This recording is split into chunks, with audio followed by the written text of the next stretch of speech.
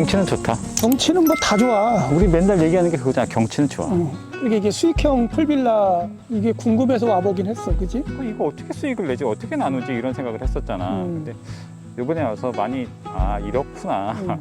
그러니까 이게 이제 요약을 하면 이거를 10억에서 13억 정도를 분양을 받으면 이제 이 위탁하는 업체가 있어서 이 업체에서 매달 고정으로 12억 넘는 거는 600만 원, 12억 안 되는 거는 매달 500만 원씩 15개월 동안은 보장을 하겠다는 거잖아. 그지? 그리고 이제 15개월 후에 그때는 이제 재계약을 하면 되고.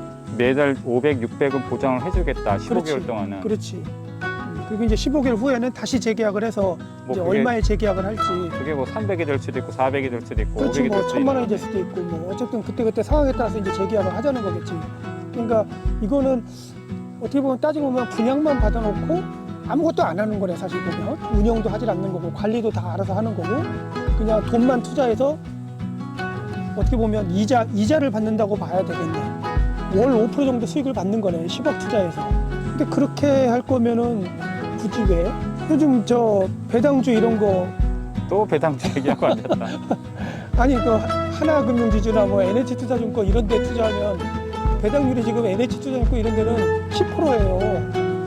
10억 투자하면 한 달에 한 800만 원, 900만 원씩 나와요. 그게 더 난데? 그러니까 머리도 안 아프고.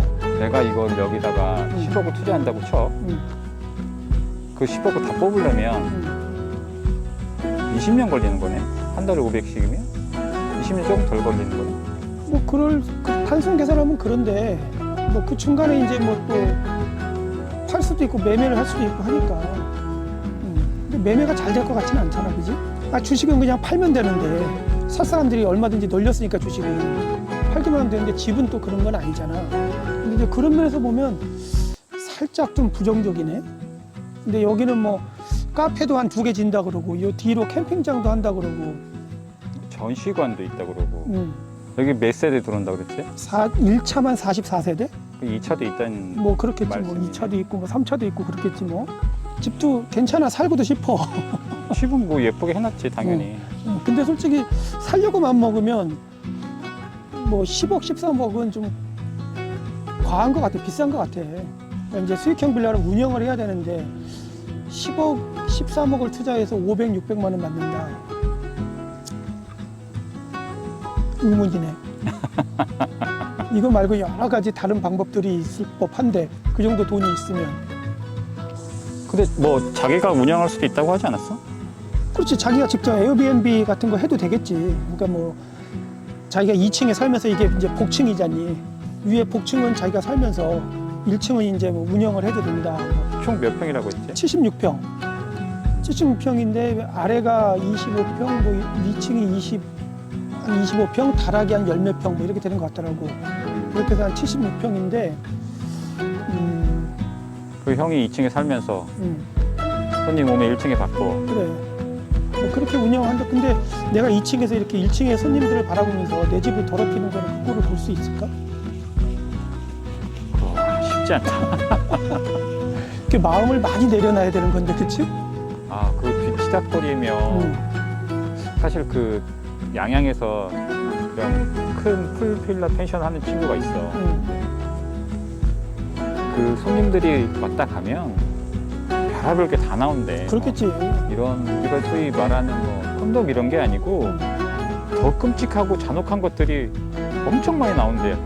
이 사람들은 도대체 뭘 하고 갔나 이런 궁금증이 들 정도로 운영을 하다 보면 그런 일들이 비일비재하대. 근데 여기서 2층에 살면서 그런 꼴을 보아가면서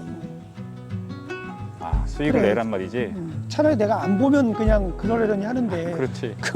그걸 보고 있으면 아까 뭐 농어촌 민박이나 뭐 관광 뭐 관광 호스텔 그걸로 그런 걸로 허가를 등록해가지고 이제 그럼 이거는 집 내가 갖고 있는 소유 개수에는 안 들어가는 거지?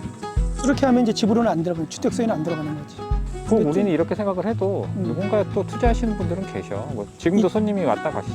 그럼 있지. 뭐 주식 전혀 안 하시는 분들도 있고 주식은 무조건 뭐 쌍심 지켜고 안 한다 이렇게 하시는 분들도 있으니까. 그런 분들은 이제 땅이나 부동산 이런 게 최고니까. 근데 이제 뭐 땅이나 부동산이야 뭐 갖고 있다 그래서 물론 이제 그런 것들은 매매를 할 때 팔 때 수익이 생기는 거지만 이거는 뭐 달달이 수익이 들어온다 그러면 뭐 그런 분들 입장에서 보면 나름 수긍이 가는 면이 있지. 근데 이제 나처럼 주식쟁이 입장에서 보면 참 이해가 안 되는 일이지 이런 거. 여기가 뭐 가격이 뭐 갖고 있다 해서 올라가거나 뭐 이렇지는 않을 것 같은데 내 생각에. 뭐 올라갈 일이 없어. 결국 여기서 바라보는 건 수익이지. 숙박료를 갖고 수익을 내는 건데 근데 숙박을 우리도 이제 뭐 숙박시설 이런 데 다녀오지만 보통 한 5년만 지나도 좀 그렇잖아. 그 우리 갔었던 오땡땡도 그래. 얼마나 그 오래된 것처럼 보이잖아. 그래. 그러니까 그런 것들이 한 5년만 지나도 벌써 이제 별로 이렇게 그런데 이거 뭐 10년 되면 누가 이게 오기는 하겠니? 찾아오겠어. 나? 여기 입지가? 그런데 숙박료가 얼마나 했지? 그때 굉장히 비쌌어. 주말엔 막 80만 원씩 하고 평일에가 한 40만 원, 50만 원씩 하고 여기보다 더 작은데도 여긴 더 비싸겠구나. 돈 100만 원씩 받지 않을까, 1박에? 그래도 물론 오는 사람들도 있긴 있겠지. 그렇지만 나는 아니라는 거지. 모르겠다. 뭐 세상에 우리가 이해할 수 없는 일들이 너무 많이 일어나고 있으니까 그렇게 생각하면 우리가 조금 너무 보수적인 걸 수도 있지. 근데 어쨌든 뭐 나무들도 그렇고 야 환경은 기가 막히다.